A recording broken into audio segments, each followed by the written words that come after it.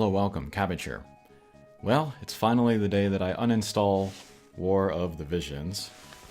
There it is there. Remove app. And delete app.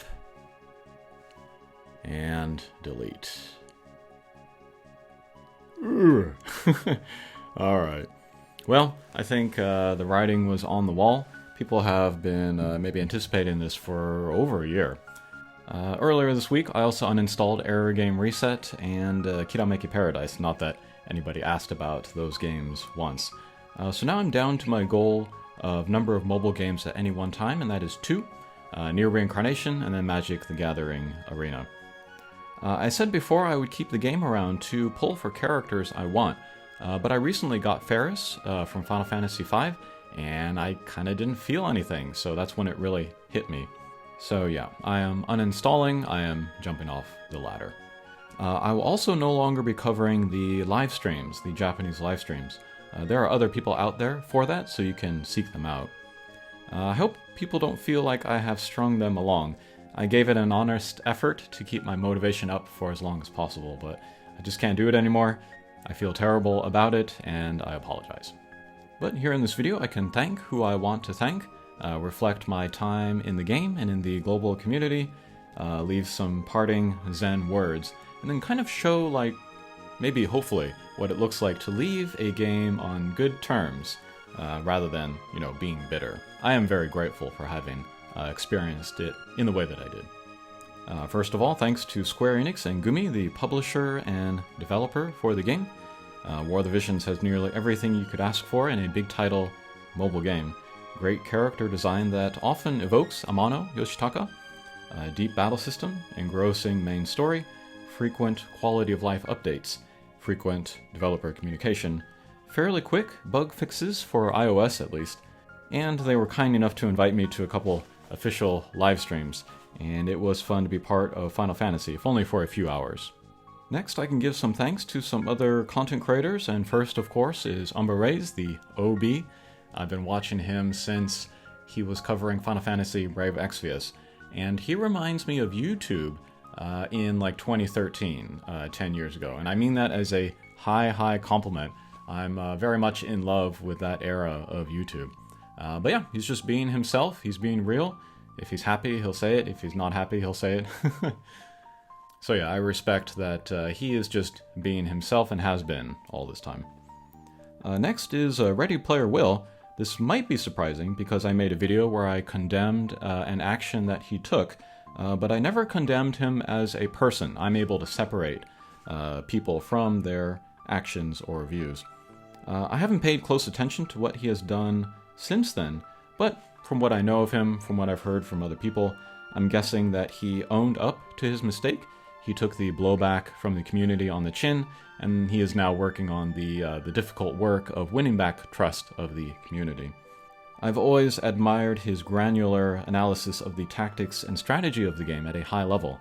The game deserves that kind of deep analysis, and he's one of the few that scratches below the surface. Then there is Aron J. He works super hard for the community. Whatever you think it is, double it or triple it.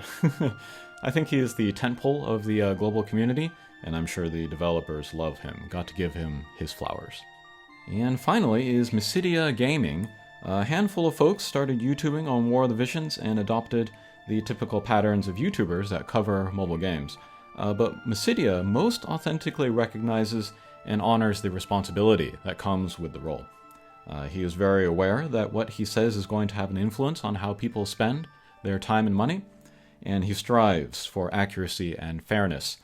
I have a personal code of conduct that I follow doing YouTube, and I don't expect anyone else to follow it. But Mysidia pretty much meets it. He is my spiritual successor. Go give him a follow. And finally, thanks to the community, especially the folks that commented on my videos. I've said this before, but you have kept me sane these last few years. In real life, I am surrounded by people, and yet I am alone. That just goes hand in hand with being a foreigner. And it was even worse during lockdown. Sometimes the community annoyed me, of course, but it's been a net positive experience for me. Hopefully it's been that for everyone else as well. Alright, and I've told this tale many times, but one last time here, maybe. With the upcoming release of War of the Visions, I saw an opportunity to conduct an experiment. What would it be like to be the most visible member of an online community? You know, get in early, put out lots of videos, you know, kind of make myself at the forefront. It went way beyond my expectations, that's thanks to you. It was fascinating to watch the community from like a detached, scientific point of view, observing how a community grows and reacts and changes and fights itself, and also what the experience is like for the most visible community member.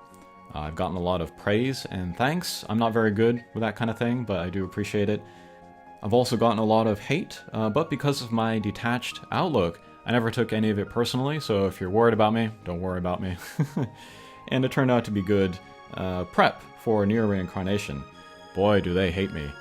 Compared to them, the War of the Visions global community looks like a bunch of King Solomons.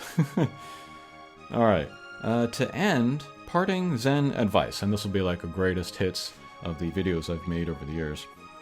I think the most important thing I can say about mobile games is that they are not products to be someday lost, they are experiences to be had today. Next, there are different levels of investment on the part of the user, whether it be money and time, and that will lead to different game experiences. And then the happiest players are the ones that can find an equilibrium between their expectation of the experience and their willingness to invest. The next important thing is to know the history and trends of especially Japanese mobile games. The more aware you are of those, the more stuff will make sense, you know, what the developers are thinking, and the more clear it will become which fights are worth picking, and which are just old men yelling at clouds.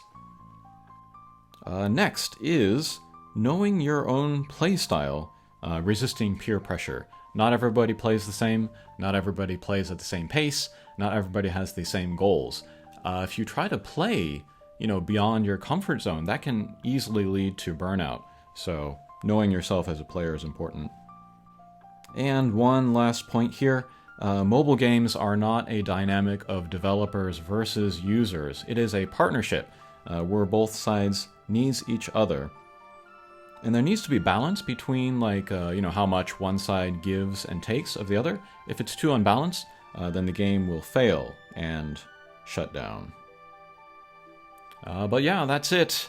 I don't know if it's even hit me, like how big of a change this is going to be for me. But if you've watched my videos, if you've commented, thank you very much, I appreciate it.